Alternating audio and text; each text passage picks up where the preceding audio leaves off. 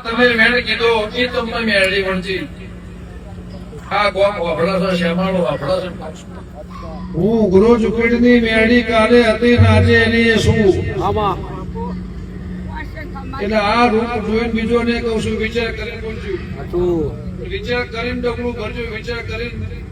અને જીભે કોટા વાજો ભાઈ સવાળું જગત છોડશે